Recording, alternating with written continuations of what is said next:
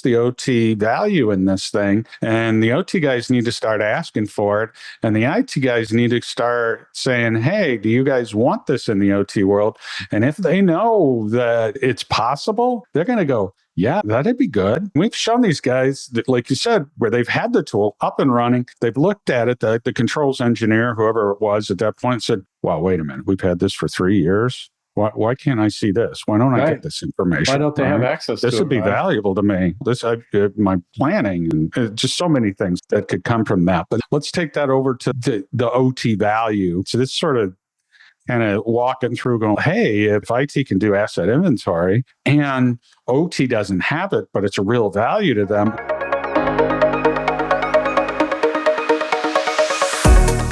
Hey, I'm Dino Busalachi, the Chief Technology Officer and OT guy at VELTA Technology. Hi, I'm Jim, the COO and IT guy. And I'm Craig Duckworth, President and CEO. You're listening to the Industrial Cybersecurity Insider Show. In each episode, we bring you the inside scoop on the world of industrial cybersecurity. We talk about everything you don't know that you should know. So plug in and power up. The show's about to get started.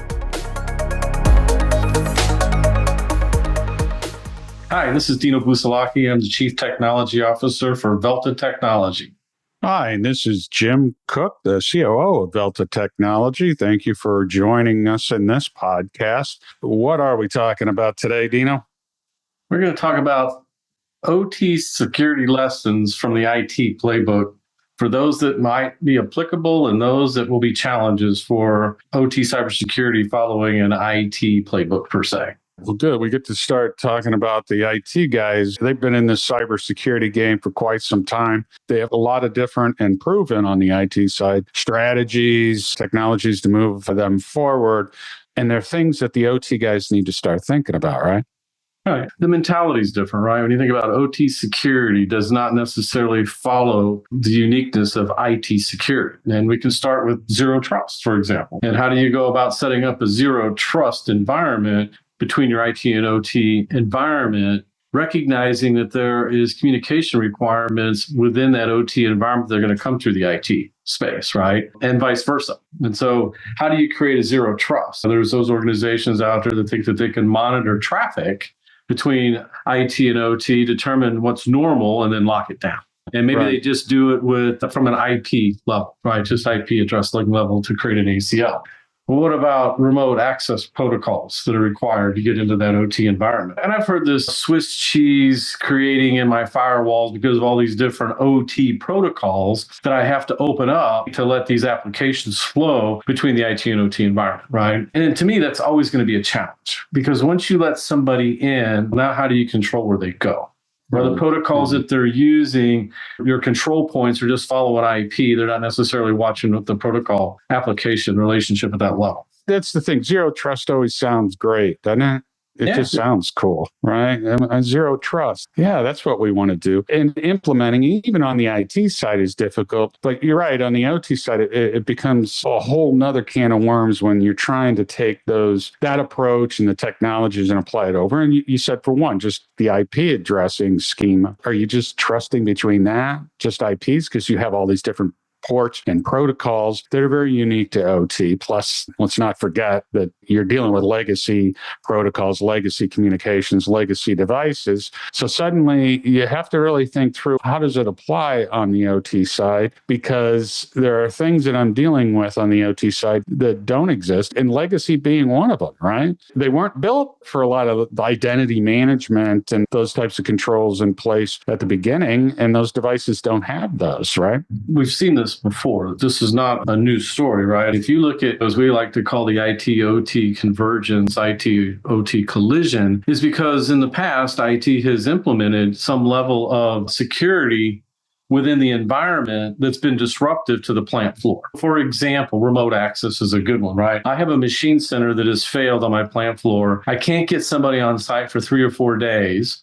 So I'm going to give them remote access, right, in order to get the plant back up and running. And if you have policies and procedures in place that it takes a week to get somebody onboarded to get them in, number one, or the remote access isn't working and I don't have anybody available to me on the IT side to set it up, get whatever is required, and now all of a sudden I'm experiencing a day or a half a day or a weekend of downtime is costing me hundreds of thousands, if not millions of dollars a day. Because of these types of events, what does OT said to IT?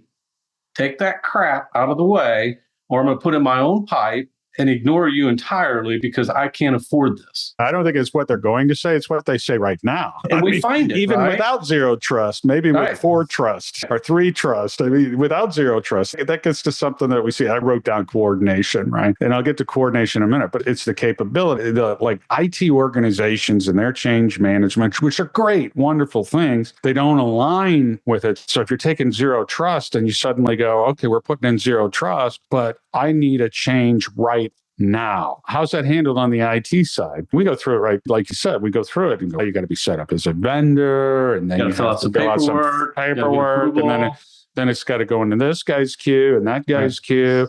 And who's paying for it? Right. Who's paying for this? What cost units is paying the check for this? And that's using one use case here, which is just, I need somebody now. And that's just one use case. Imagine the other use case where it can be thought of as, okay, now I put zero trust in and I'm pushing out these rules, which are great. I took my baseline and I'm pushing these rules out. But maybe they haven't logged in 6 months. Maybe a maintenance window they haven't witnessed is popping up. That's the thing. You get a maintenance window and a guy's coming in on one panel, he's working and has to fix the interlock on another. Your baseline doesn't include that. Suddenly their maintenance window is extended because they can't get the machine up or they can't get the work done. And meanwhile, that ticket's sitting somewhere involved in there. So the concept, I guess I get to it, not to get on the IT, IT just needs to recognize that and go, what is my capability? Does my capability meet the needs that production needs? If I'm going to roll something out, zero trust, do I have that capability? Do I have that knowledge? Can I support those things? It's not just turn it on and let it run. And then if something happens, it's a week window to troubleshoot. You don't have a week. These guys are out there running around. They got an hour. They're trying to get it back up and running.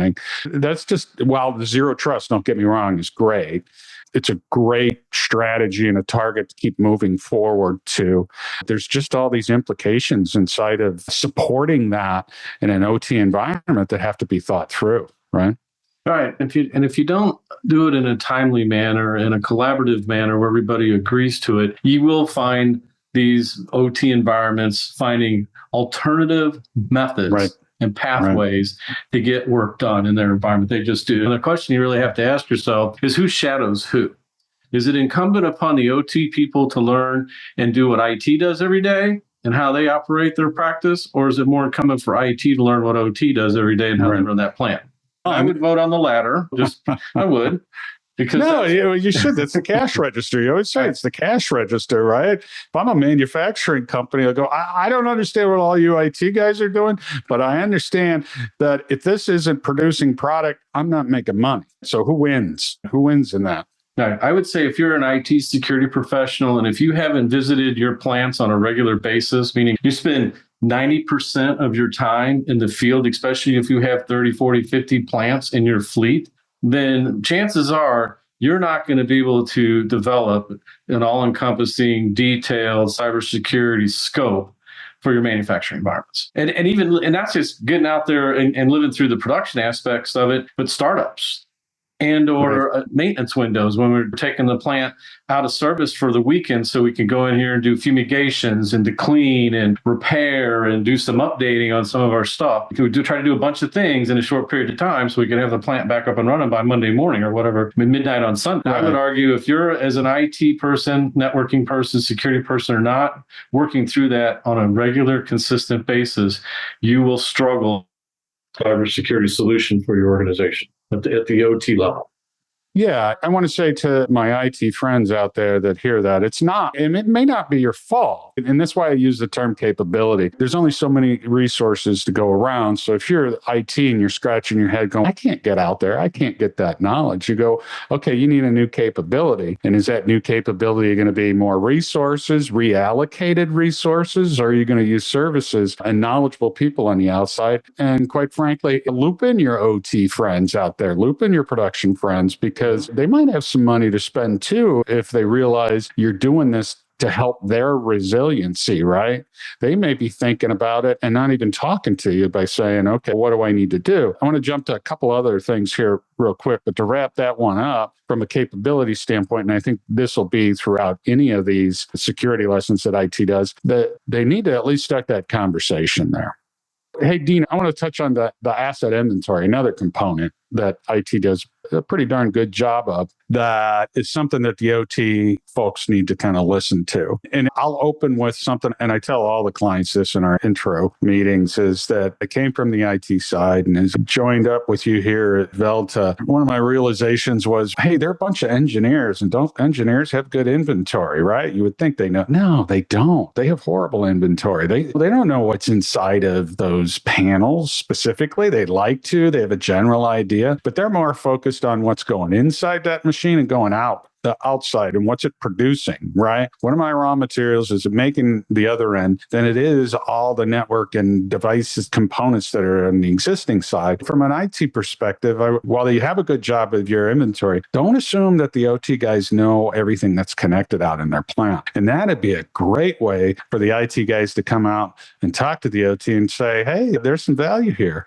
But let's talk a little bit about that from the asset inventory to take that lesson to the OT side. What should the OT guys be thinking about? What should they have? What level of expectation should they have from getting a good asset inventory on the OT side? First, I need to recognize IT does that there's probably a 20 to 25 to 1 ratio of OT assets compared to IT assets out there in that plant floor. So the numbers are a lot bigger. And asset inventory, when you got a manufacturing facility, let's say it's running 7 by 24 by 365, those engineering and operations staff, there's a lot of people coming and going inside those manufacturing facilities, replacing stuff, right? Fixing things. And so how do you keep up with that asset inventory if over the course of a month, several assets were replaced? New stuff put in. And so what is my accurate inventory? Somebody went to the storeroom or the parts store and got what they needed out of the plant to go and fix things, go put in a new drive, to go put in a new HMI or a new switch or some sensor or whatever. How do you keep tabs of all of that? How do you know what went out there into the field if you don't have continuous monitoring to give you asset visibility, right? And most asset visibility practices that we've seen to date, is to the IDF level, not inside the panels where all of that stuff I just described is located. Is asset inventory important? It is. By getting asset inventory, you get information that tells you what your serial numbers are that you actually have live that are in the environment. So you can, do a better job of managing your warranty and maintenance programs and know what you need to keep in stock because you can keep track of this information. You have the vulnerability and risk information that's provided if you're continuously monitoring that stuff. Some people would say, do I need to continuously monitor that? Or is there some stopgap measures? And the question is just, those do exist, right? But moving forward, you want to try to get continuous monitoring in place to be able to determine what assets do I have out there and what is their current situation from a vulnerability and exposure perspective and who's remoting in. Right. Yeah, hang on. Let's get to that remote. I'm going to stick on the asset inventory, and then we're going to do that remote thing again in a minute. But the asset inventory, right? Every time we show what's possible to a controls engineer or plant manager or facilities manager of what's possible, they look at us and they're like, holy cow, I didn't know that was possible. Wait a minute. No. What about the companies that have already bought a tool and they don't even give OT access to the tool? This is from the OT side. Wait a minute. You guys have asset inventory. Why don't I have my asset inventory? Right? Mm-hmm. It sounded funny, but okay. I want my asset inventory. And they start taking a look at it. You mentioned some of the things, serial numbers and firmware versions, vulnerabilities, whether it's on remote run or run. Just there's a number of things. What rack slots, what nested devices. They didn't even realize that was possible. To them, it was a physical inspection that had to be had in order to get that. And most times they'd have to take downtime so they could pull the equipment out of the panel to look at it to get the serial number. This is the stuff that from an IT perspective, again, I come from the IT world and I can get everything that I need just remotely and hit it. You got to remember that because of those devices and different devices that are on the OT side, they don't necessarily respond to the same type of technologies. They're not simple and clean as that. But once you have the right OT specific tool tool sets, if you will, out there to get you asset inventory. Hey, partner up with the OT guys. Go back to your IT guys and say, do you have anything that can give me this asset inventory? Because there are tool sets out there, and they're combined with the cybersecurity tools can actually give you asset inventory, which gets to that operational. What's the OT value in this thing? And the OT guys need to start asking for it. And the IT guys need to start saying, hey, do you guys want this in the OT world? And if they know that it's possible, they're going to go, yeah, that'd be good. We've shown these guys that, like you said, where they've had the tool up and running. They've looked at it. The controls engineer, whoever it was at that point, said, wow, wait a minute. We've had this for 3 years. Why can't I see this? Why don't I get this information? Why don't they have access to it? This would be valuable to me. My planning and just so many things that could come from that. But let's take that over to the OT value. So this sort of kind of walking through going, hey, if IT can do asset inventory and OT doesn't have it, but it's a real value to them, what else is a real value to my OT friends over there for the IT guys to be aware of it and the OT guys to be aware of it to ask for it? So when we get around the process integrity aspect of it, I mean, you talk to this all the time, right? Process integrity gets to operational resilience and cybersecurity resilience. But if you got the right tool sets in place, those are one and the same for a manufacturing plant. Yeah. Most manufacturers have a wide range of industrial control systems in their plant, a handful, several. There's not just one uniform automation technology vendor in the plant. For example, you're not going to go into a plant and find it necessarily to be 100% Rockwell. If you were 100%, Rockwell's got some asset inventory stuff, Asset Center, for example, to help you keep track your control system inventory, your PLC programs, your backups, things of that nature, so that you have a good inventory of what's out there. There are also ODIDS platform tools that will do that for you and do it on a wider range of automation technology stuff you may have in your plant. So if you got Siemens in there and you got Emerson in there, you got GE or Honeywell or Beckhoff or Mitsubishi, or whatever you may have, to be able to get the same level of asset inventory information in that environment to where you're tracking PLC changes, process integrity, right? If somebody makes a change to a PLC, am I going to be able to see that? Now, if you're talking to a controls person, that's pretty important. Right. To an IT person, that means nothing. It means nothing to them. And so the question you have to ask yourself is the IT person who chose the OT cybersecurity tool, who's not giving the OT person access to that tool for whatever reason, because they don't think that they should, you got to ask yourself, why did you pick an OT cybersecurity tool, IT? Right. Why did you do that? Right.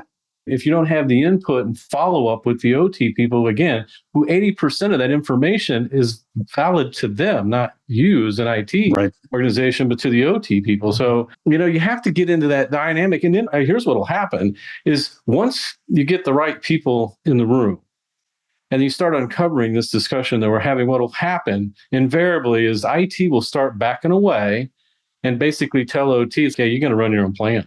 You got to get your own tool. You need to fund this stuff.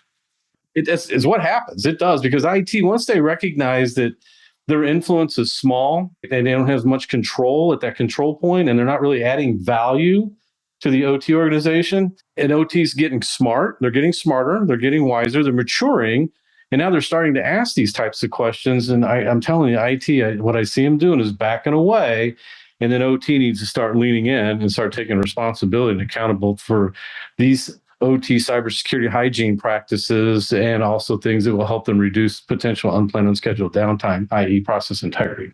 The way you characterize that, IT backing away, that's not a bad thing. It's not. Per se. It's not a bad thing. If you can, from my IT friends out there, hey, bring it to the table. Start those conversations. That these things are finding stuff. Say, hey, what's possible? The art of what's possible. Let's go to the OT guys. They see things, and we see this all the time. The IT guys, they breeze over this data, but the OT guys will go, wait a minute, go back. Oh, no, hey, that's interesting. And that's where if they back away, that's good, as long as the OT's finding value in it. That means that's a good thing. Okay, OT's finding value, and maybe it's going to shift a little bit, and OT's going to go, wait a minute, we want some of that.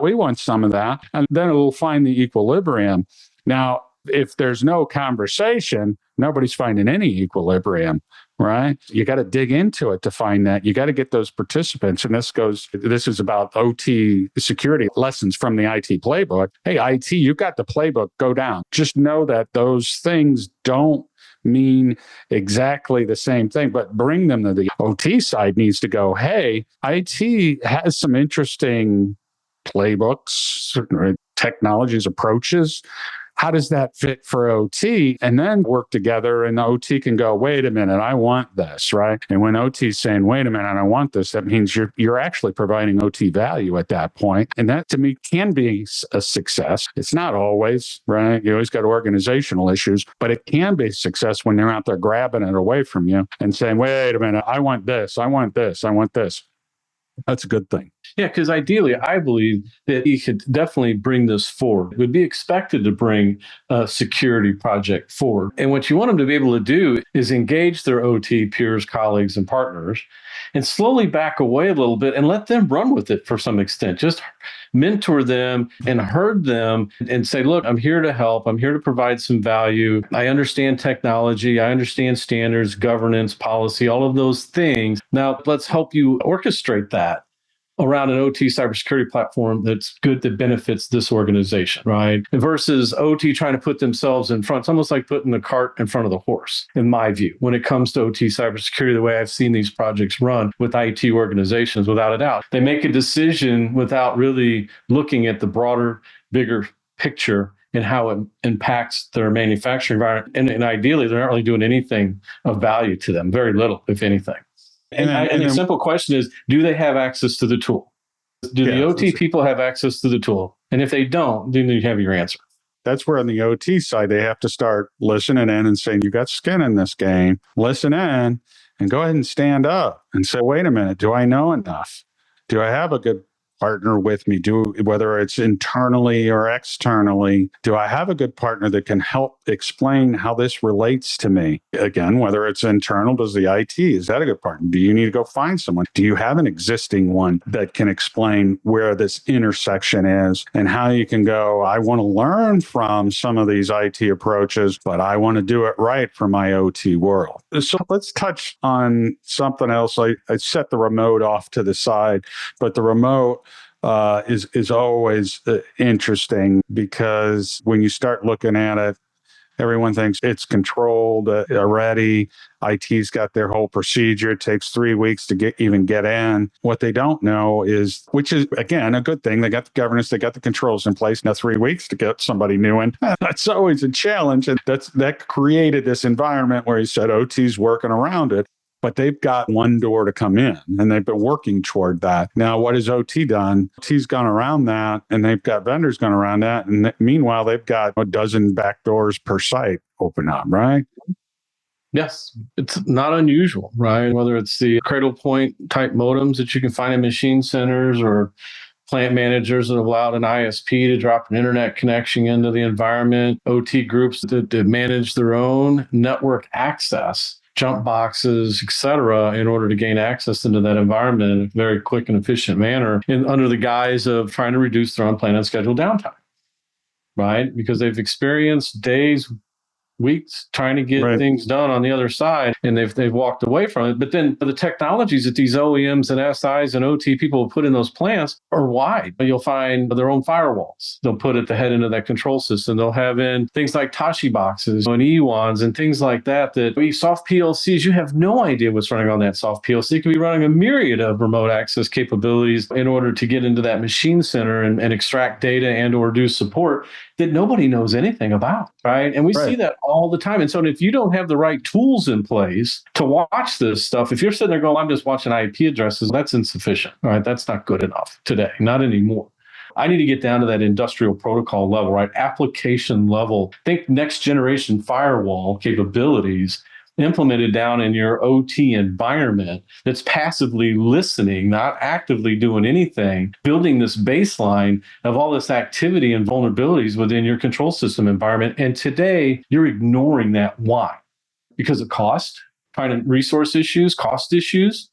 I just recently asked the CIO this question: are you executing the same amount of due diligence to secure and protect the plant floor control system environment as you do the enterprise. And the response was, how expensive that would be? Well, what's more expensive, losing your plant floor or losing your data center?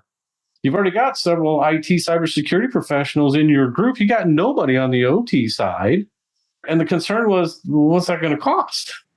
Yeah, you got to ask the question. The question is, what's going to cost you if you don't do it, right? That's always a challenge because the IT guys feel like, man, the last 10 years has increase in spend. Geez, now I missed this whole section for OT. Now I got to go back and ask for more increases.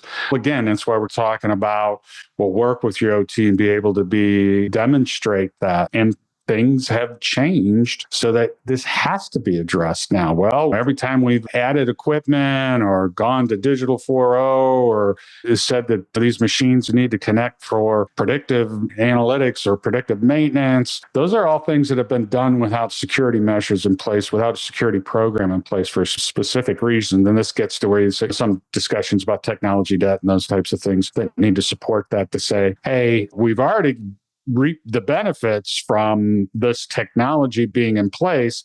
However, we have technology debt because we probably should have invested in it up front. But now it's connected and we're going to have to go back and whether it's re-engineer or start a new journey over the OT to start addressing these things. Or implement stopgap measures. There are stopgap things that you can do. They're not continuous monitoring, but you can improve your snapshot windows from once a year or every other year to once a week, once a month, at least do something.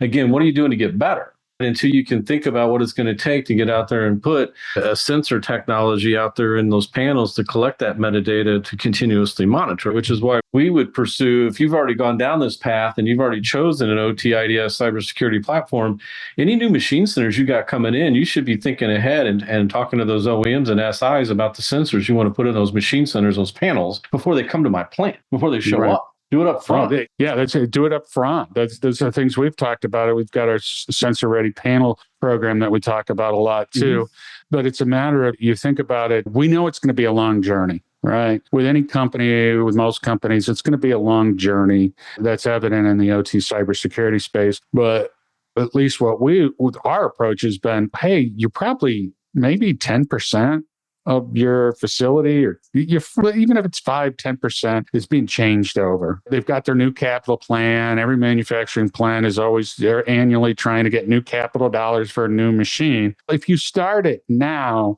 your new machines then come in with what we say seatbelts. So it's now suddenly, when seatbelts became a thing, they went out and said, okay, now seatbelts are the thing. Every car has to have a seatbelt, or the shoulder strap. Come on. When we were kids, we got enough gray hair to know we would just slide around in the back seat. They didn't come back around and put seatbelts in and you had to retrofit the old cars with the seatbelts. No, but all the new cars came with seatbelts. And eventually all the cars have seatbelts now. And it's really that same philosophy about designing that with security in mind moving forward. That same concept of going, well, if you're bringing in a new machine in, we'll put cybersecurity tools in it or something in it to make it safe coming in, so that 10 years from now, at least now we have all our cars have seatbelts, right? And you got to get to, and you're talking about safety, right? Physical safety. And we are talking about connected physical systems, right? So we are talking about safety, or as we like to call it, digital safety. And we've heard the arguments where people balk at pursuing cybersecurity initiatives because they think it's too expensive. But they would never say that about safety. They would never come back and say, well, who wants a safer machine? They all want safer machines. They have to have safer machines. We're getting to the point where this stuff is going to go in lockstep sync, right? Where digital safety and physical safety around these machine centers need to be treated the same. You can't just say, I'm going to forego physical safety, so I'm not going to put gates on my can line. So if I get a jam, I'm just going to reach my hand in there and remove the jam while the machines are still running. Until a few people have lost fingers and hands or whatever, you put gates there, and if you open up the gate, the machine stops. That's the downside, okay, the machine, but it's safe. We got to get to that point with digital safety. If you have to go cut through a couple extra hops or steps in order to get into this environment securely, versus saying, no, I just want to get straight in there and do what I need to do, get out. No, that's just like stick your hand on the conveyor to pull out a twisted can that got bent and get it out of there while the machines are still running. Right. And we got to get to that same mindset around digital safety that a lot of folks haven't quite wrapped their head around yet. And this is, again, getting back to, can IT best practices, that wouldn't be in an IT playbook when you talk about physical safety or safety or digital safety. And that's where, and I love saying this all the time, right? What is cybersecurity? First thing people think about with cybersecurity, it's the digital systems that are controlling digital outcomes. That's what everybody hears about. Oh, and there's ransomware and all the records or the books or customer information, credit cards, so all digital outcomes, right? This world we're talking about, it's about physical outcomes, right? These are digital systems controlling physical outcomes. Like you said, you can lose fingers, you can lose hands, things can explode, things can catch on fire, people can get hurt, a machine can get damaged. And believe me, those machines that can get damaged is going to cost you a lot more than a new server. So the implications are that much different. And that's the clearest delineation you can say. And that's why we call it digital safety, because of those physical outcomes. And as Dino was saying, the relationship with safety and how you need to start thinking about cybersecurity. Well, it's cybersecurity, but it's also operational resilience, and it's also safety. And you roll all these things together and you go, yeah, it's a little bit different. What did we know and how do we apply it to OT, which is really what we're getting here today. And so just as a wrap up, I started talking about the wrap up. There are things that IT does that have been built around from IT security that OT needs to be aware of. And they don't transfer one for one, but they have unique considerations in the OT space. We've talked about there's security zones, there's the zero trust that we talked about, there's asset inventory, there's big value there, the vulnerability information that comes with it, process integrity, how about that remote access, audit change control measures. And then we ended with trying to get out in front of it and design in as you bring these pieces of equipment in. But ultimately, you have to say, okay, let's get to the table and let's have the conversation. And do we have the capability to have the conversation? And if we do, how do we take it to the next level? And where's the buy-in and the ownership on both sides? Let's find it. And if it's IT has gotten too far and OT wants to step up and take responsibility, IT will be more than happy. They've got enough problems on their own, right? The companies have to start getting to that point and having that conversation. And if you're ultimately, when you're IT and you're OT, people are having that conversation, you're going to find that right point, right? To your point, if IT is driving it, how do they engage the OT people to make sure that they are providing input and value into the decisions being made, right? As long as they're doing that, being collaborative and aligned and they're transparent, that's great. If you're an IT organization that thinks that you can go out and pick any tool you want just because you think that's your job, you're setting yourself up for failure as far as I'm concerned. Mm-hmm. OT, on the other hand, get a plan. Drive yourself. Put on your big boy pants and start looking for what it takes to secure and protect this environment. IT will follow. They'll show up. They will or they won't. No matter. Lead it. Let them follow you.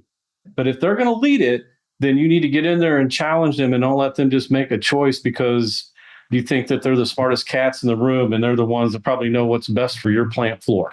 Don't let that happen either. I think maybe we can push to have this podcast renamed OT Put on Your Big Boy Pants. Can we do that? Yeah, they do, because they'll shy away from it. They will, because they're turning around and looking over their shoulder and going, I don't have a line of people behind me or money backing me to go. Yeah. Anything else you want to add for wrap up? I see we're getting short on time other than the OT Big Boy Pants. Maybe we'll get our own logo for that. Here's the OT Big Boy Pants. Yeah, everybody, thanks for listening. Someday we'll get to see Dino in his OT Big Boy Pants. And until next time, let's be safe out there. Thanks, everybody. Thanks for tuning in to the Industrial Cybersecurity Insider Podcast. To stay up to date with our latest episodes, be sure to click the follow or subscribe button now. And if you found this podcast helpful or have a topic you'd like us to cover, please leave us a review or let us know. If you're interested in learning more about VELTA technology and how you can get safer sooner, visit VELTAtech.com. That's VELTA tech.com. Thanks again for listening. See you next time.